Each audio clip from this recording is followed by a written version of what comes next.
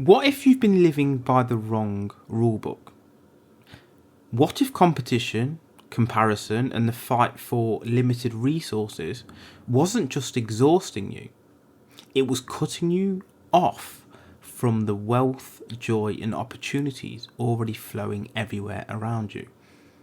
By the end of this episode, then, you'll discover why Wallace D. Wattles called the Law of Opulence. The principle that abundance is infinite and your true wealth comes not from competition but from creation. Imagine walking through a quiet city street at dawn. The shutters are still down on most shops, the air is crisp and the world feels paused.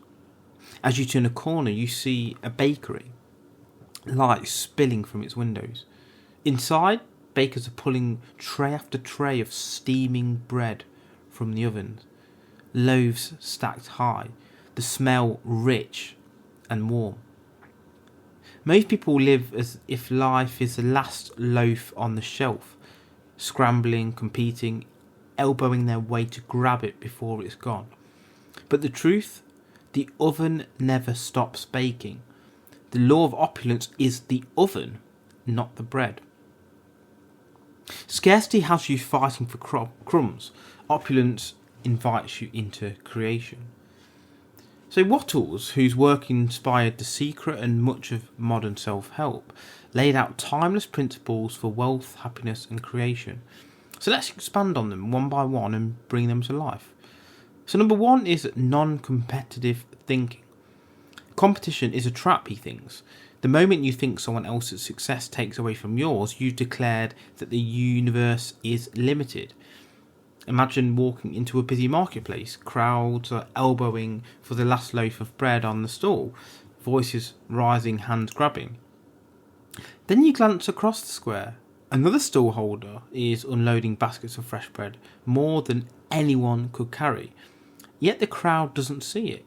They're too busy fighting.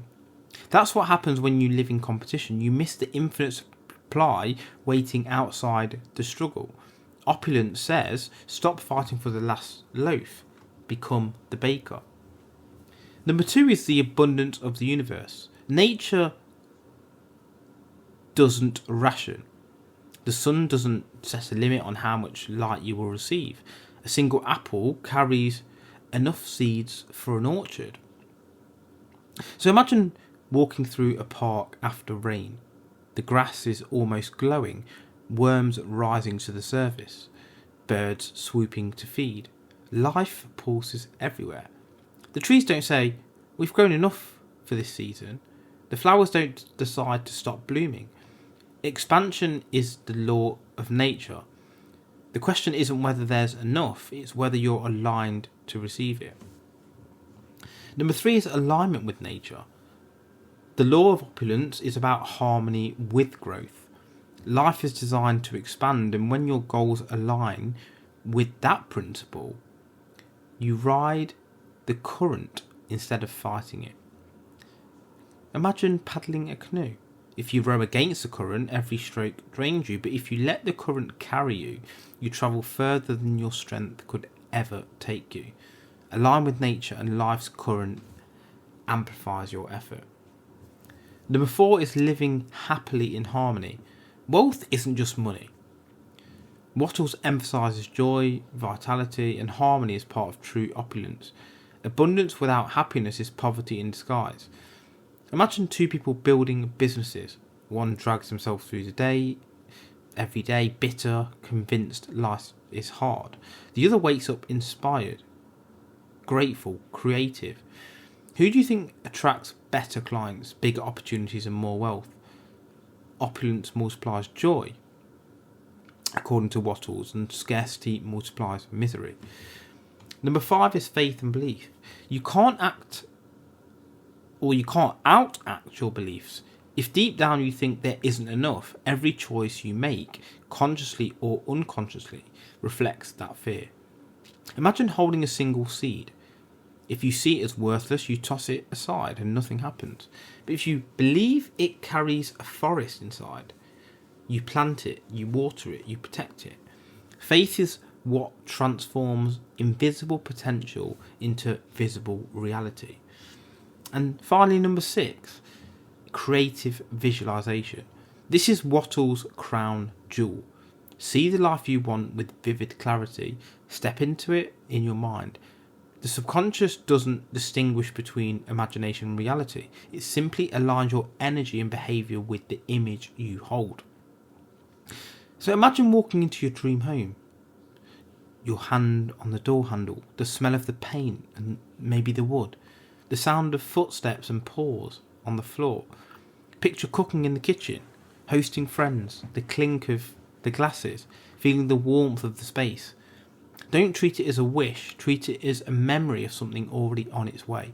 That's how Wattles taught you to command abundance. Now, neuroscience understands this as well, because scarcity narrows your mind. Research shows it literally reduces cognitive bandwidth, limiting creativity and problem solving. But abundance thinking expands perception. Your brain's reticular activating system begins filtering the world for opportunities that match your beliefs. Believe in lack, you notice lack. Believe in abundance, and your brain starts spotting doors that were invisible before. Oprah Winfrey says that Wattles' science of getting rich changed her life. She used visualization and gratitude to manifest her career. Netflix didn't compete with Blockbuster, it created a new industry. Elon Musk didn't compete with Ford, he created Tesla to align with the principles of sustainable growth, what he thought was sustainable growth. Even smaller examples, like an entrepreneur giving away free value and seeing it returned multiplied, show how generosity is proof of faith in infinite supply. And it's like walking into an orchard heavy with fruit. One person panics, thinking, if I don't grab it fast, it will all be gone. Another calmly picks up what they need, plants a few seeds, and knows the trees will bear more next season. The orchard is life. Scarcity scrambles for apples. Opulence plants more trees. What about standing at the shore of an infinite ocean with a container in your hand? Most people come with a thimble, dipping timidly, but the ocean doesn't care. Thimble, bucket, tanker ship, the supply is endless. The only limit is the size of the container you bring. And remember the bakery at dawn? While others fight for the last loaf on the shelf, Opulence says, step into the kitchen. The oven never stops baking.